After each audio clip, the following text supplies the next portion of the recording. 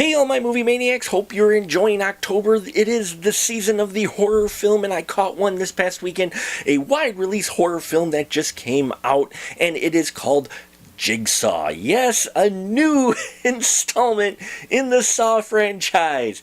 I know what you were saying. You were sitting at home going, man, I wish they would have made another Saw film, and pop, there it is. Well, this time around, we have a film that's set 10 years after the death of Jigsaw, the original, if you will.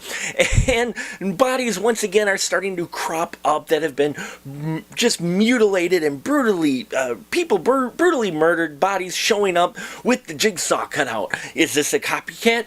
Did Jigsaw come back from the grave? Or is there someone out there who is really enamored with him and just want to continue his work? And we see how all these elements fall in place as Detective Halloran works with a mortician, Logan Nelson, to try to figure out the mystery and who it could be, or maybe it's one of them. You never know until the credits roll. Jigsaw is a horror film that I watched. It is there.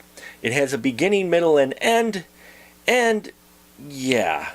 The problem that I had with this was, one, it was predictable by a lot for me. I'm watching it going, okay, we are getting shots of the game being played and people being killed by Jigsaw's, elaborate death traps, if you will, for people to learn about their sins and pay for them and all.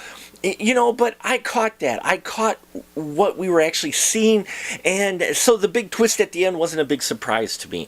They do try to throw out a few red herrings as far as who is committing the murders, but I did kind of see that coming as well. It is rather telegraphed. Now, I did enjoy the characters in here, especially a cameo, and you can look in the IMDb credits. It's not a spoiler. Jigsaw, John Kramer. We do have some scenes in here involving him, and it's always great seeing Tobin Bell in this character. I really enjoy his character, but the story they wrote around this was just kind of everybody does well. I was actually very fascinated with the supporting characters here. We got Eleanor Bonneville is the character, played by Hannah Emily Anderson, and I enjoyed her character. I wanted to explore her character a little more. There's a little bit of darkness going on in there. And then Clay Bennett's character, Detective Keith Hunt, I enjoyed him more. I enjoyed these two characters more so than the two main characters, if you will, who we follow, who are trying to uncover the mystery. The deaths that we get in here are okay. They're not as involved as the other one. They felt a little bit more like, okay, these aren't as elaborate. These are ones you could see someone making up. The thing is, they say something in the plot, and then something shows up later, and it'll trigger you. If you're paying attention, you going, uh-oh, that's what we actually have going on here. This also has a feeling of being a requel, to coin a phrase from Scott Davis, that it is not quite a reboot. It is a sequel, but it's also feeling like they're launching off for a new series of Saw films, because, you guess, you got to milk that franchise for all it's worth, and they're doing that here. I will say I did enjoy this better than the last one, but that's not saying too much.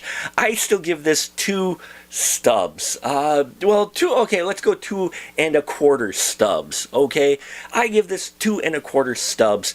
That's about as much as I can give. Liked it better than this, this is a franchise that I know there's many big devout fans out there, and that's great, but for me, it needs to just stay. I loved the first 2, but after that, it just got to be where, how creative can you kill people more so than the story? So check it out, folks. If you are a Saw fan, you'll probably dig Jigsaw.